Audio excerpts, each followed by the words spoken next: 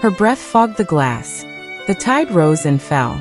Somewhere in the distance, a faint piano melody floated through the air, soft, deliberate, calm.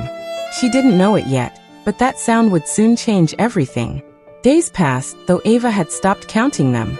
The world outside her window seemed to move without her. The sea, the gulls, the morning fog.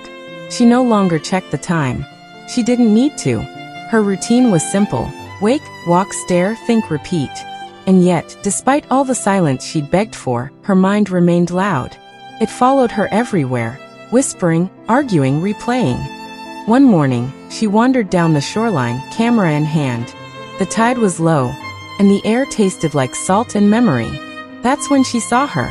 An older woman, sitting cross-legged on the rocks, eyes closed, motionless, facing the horizon. At first, Ava thought she was praying. But as she moved closer, she realized the woman wasn't saying a word.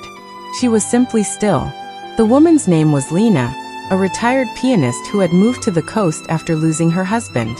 Her hands, though aged, carried a quiet grace, the kind of calm that only comes from years of practice, pain, and peace. Ava stood watching for a while, unsure why she couldn't look away. Finally, Lena opened her eyes and smiled. "You watch the sea like it owes you answers," she said softly. Ava hesitated. "Maybe it does." Lena chuckled, standing slowly, brushing sand off her dress. "The sea doesn't owe us anything.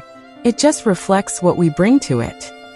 They walked together for a while, the sound of waves filling the spaces between their words.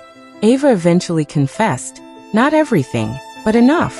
The burnout, the noise, the running. Lena listened without interruption, her eyes kind, her silence intentional.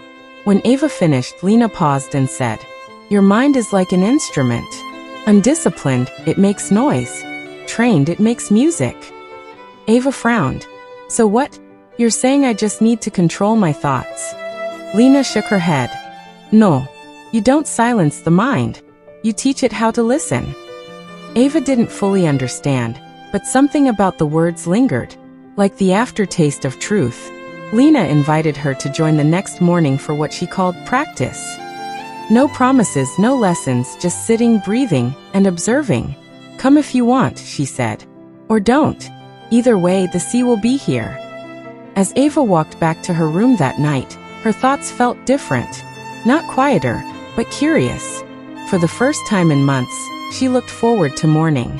The next morning, the world was wrapped in gold. The air was cold, the sea restless, and the sand damp beneath Ava's feet.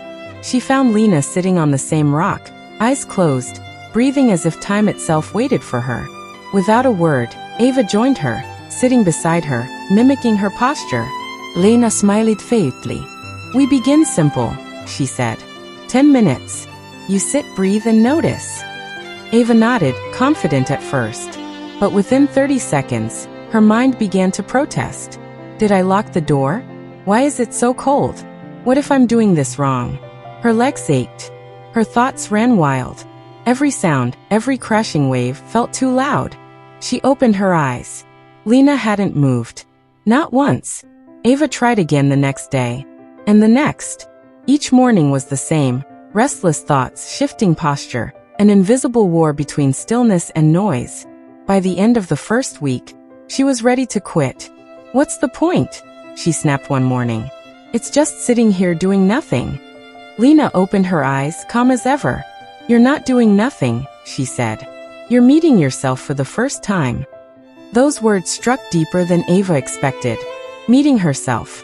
It sounded simple, but it felt impossible. Still, she showed up again the next day. And again. Not because she felt peace, but because she refused to be defeated by her own mind. Days turned into weeks.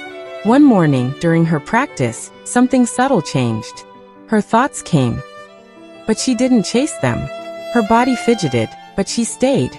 Tears welled in her eyes, not from sadness, but from a quiet realization. The storm inside her was softening. For the first time in months, she wasn't trying to escape her thoughts. She was learning to sit with them. When their session ended, Lena looked at her and said, "Discipline is not control. It's compassion with direction." Ava smiled faintly. This was the first time her silence didn't feel empty. It felt earned. The sea had become Ava's clock. She woke with the tides, breathed with the waves, and spoke less each day. Her mind, once loud and unkind, now felt quieter. Not silent, but steady. For the first time in years, she could feel herself healing. But peace has a way of inviting tests. If this story touches you, do not forget to like, subscribe to our channel, and turn on notifications to stay updated with our series.